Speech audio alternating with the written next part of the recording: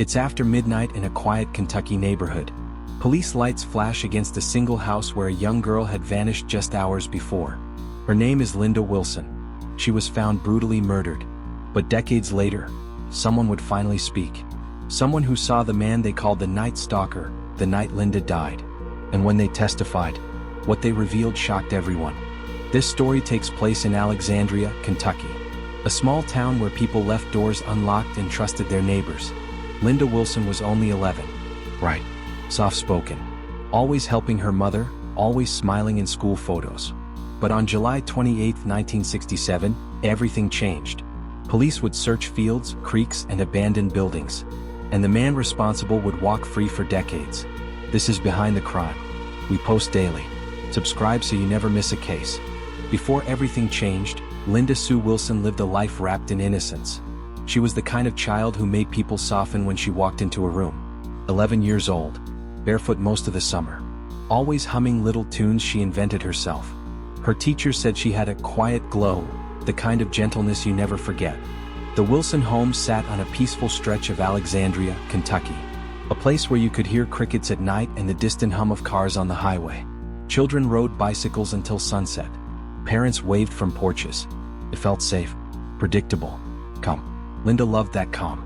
She spent her afternoons exploring the little wooded path behind her house with friends. They would pick wildflowers, skip stones near the creek, and make up stories about secret animals hidden in the trees. She always carried her favorite yellow ribbon in her pocket. She said it made her feel lucky. But while the town felt safe, small shadows were beginning to stretch across it. People whispered about a strange man who walked the roads at night. Tall, silent, always watching. Some said he peered into yards. Others said he followed children for a few steps before turning away. Parents brushed it off. Kids exaggerate. Stories grow.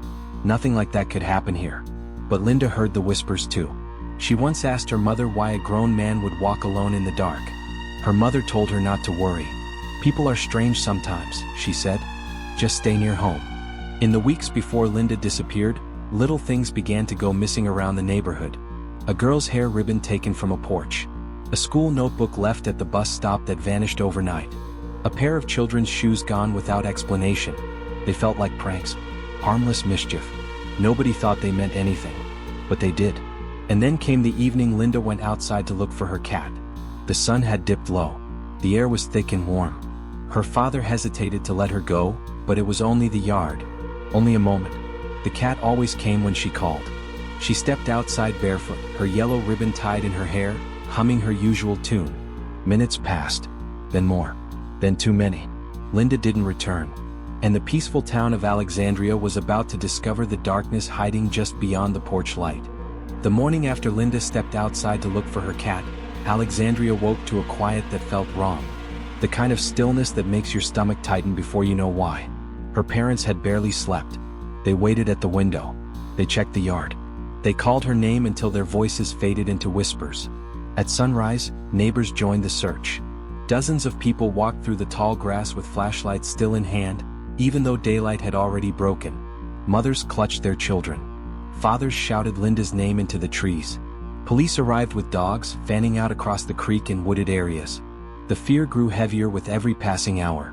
Around mid-morning, a local teenage boy wandered toward the creek, following what he thought was a piece of cloth stuck on a branch. But when he got closer, he froze. His scream cut through the entire neighborhood. Police sprinted toward him.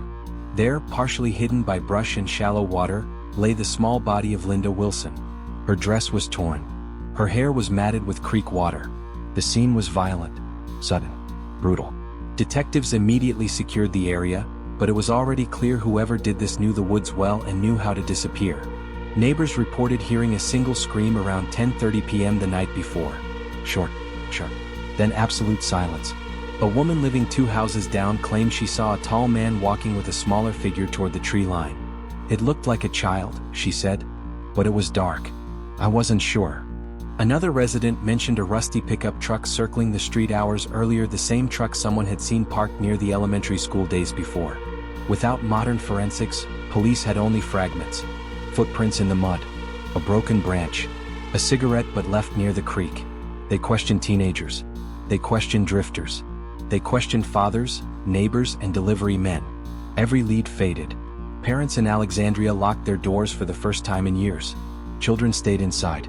The idea of someone roaming the night and taking a child sent panic through the quiet town. But as investigators searched for answers, something important lay hidden: memories. Memories belonging to children who had been out the same night. Children who had seen something but were too afraid to speak. Not yet. Because one of them, one who survived that night, would eventually break their silence. And what they remembered would change everything. Linda Wilson's murder shook Alexandria in a way the town had never experienced. Detectives worked around the clock, moving from house to house, questioning anyone who might have seen something, anything. But in 1967, without surveillance cameras, digital records, or modern forensic tools, investigations moved slowly.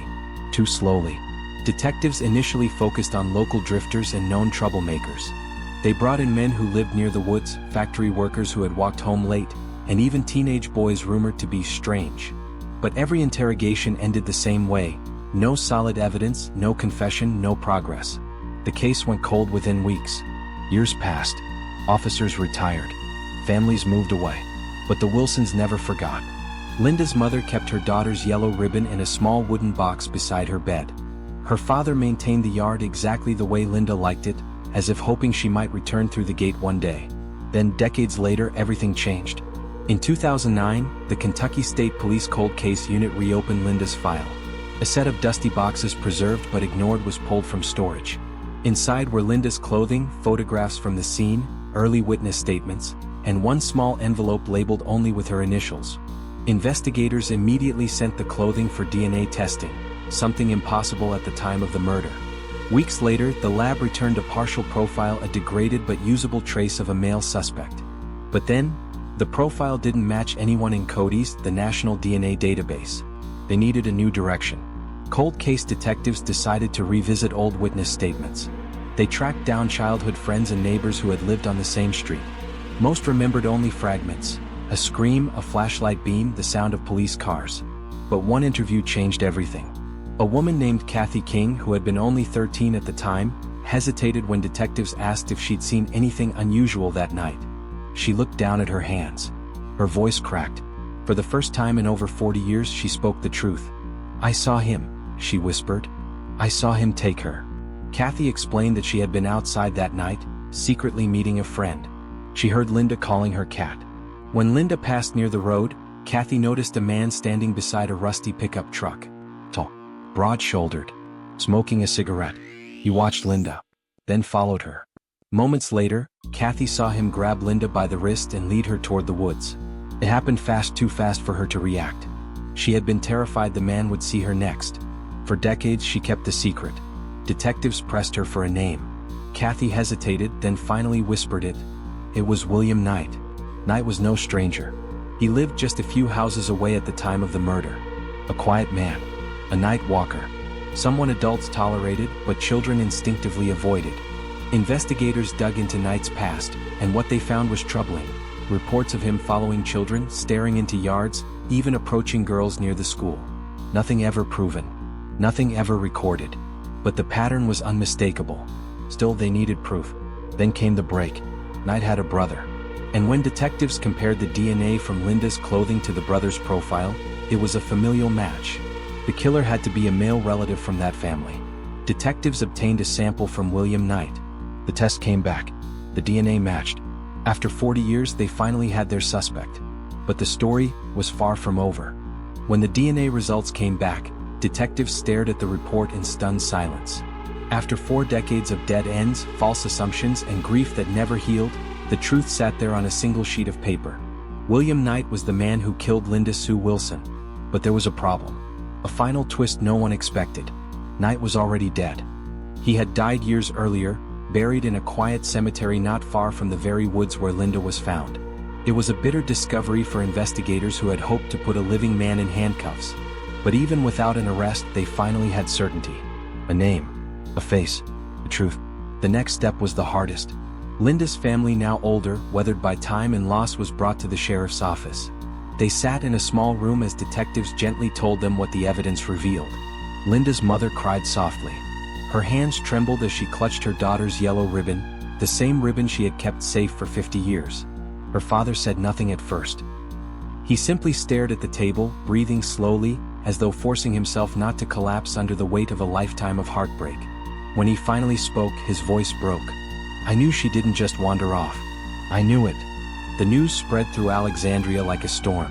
People who had lived there in the 60s, now grandparents, were shocked to learn that Knight, the quiet neighbor with the rusty truck, had been responsible all along. Those who had defended him back then felt a silent guilt. Those who had suspected him felt a twisted sense of vindication. And then came the most powerful moment of all. Kathy King, the childhood witness who had stayed silent for decades, agreed to testify publicly during the case's official disclosure. She walked into the courtroom with her shoulders stiff, her breathing uneven. The judge asked her to speak. Kathy's voice shook as she relived the night. She described Linda's soft humming, the way Knight leaned against his truck, watching, the moment he grabbed Linda's wrist, the fear that froze her in place, and the guilt that lived inside her for 40 years. "I thought he would come for me next," she said, tears running down her cheeks. "But Linda never got the chance to grow up. I did. So I had to tell the truth." Her testimony completed the story Linda could not. The sheriff stood and announced the official conclusion. Linda Wilson was murdered by William Knight, acting alone, on July 28, 1967. The courtroom was silent. Some mysteries end with handcuffs. This one ended with truth late but still powerful. And yet, questions lingered. Knight had stalked children at night. He had followed them, watched them, taken small objects from porches. Behavior that rarely stops with a single crime. Police quietly admitted there could be more victims. More secrets. More children Knight had approached. But without evidence, those answers may never be known. For now, one thing is certain. Linda finally has justice. And her voice, carried by DNA, by courage, and by a witness who survived, will never be silenced again.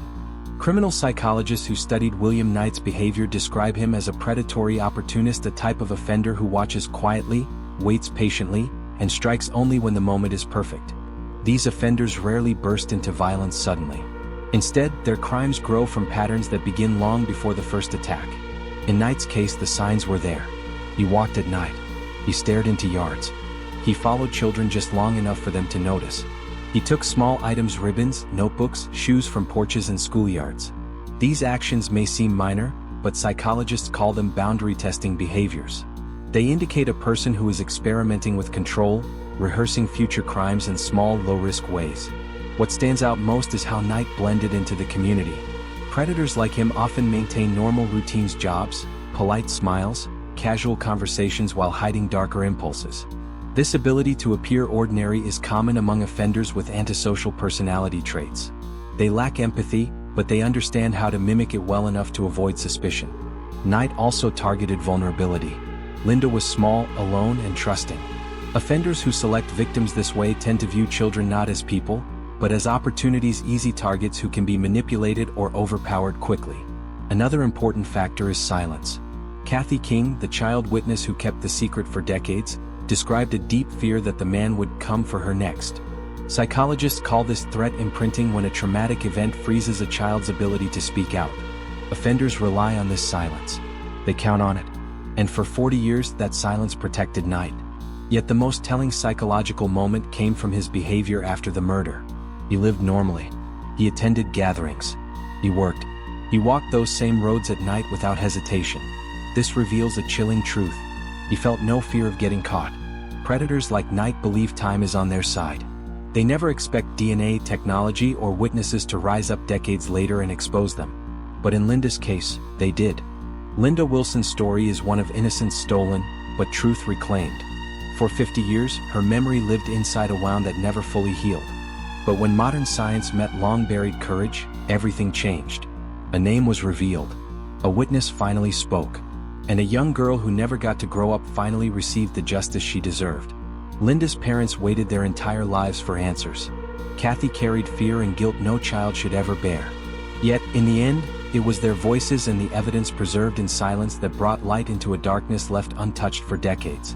Her story reminds us that time doesn't erase truth. It only waits for someone brave enough to uncover it. If this case touched you, share your thoughts below. Do you believe Knight acted alone? And do you think there were other victims who never came to light? Your voice may help keep Linda's memory alive. If you want more real cases that expose hidden crimes and long-forgotten truths, hit subscribe and turn on notifications. And remember, some crimes may be forgiven by time, but the truth never is.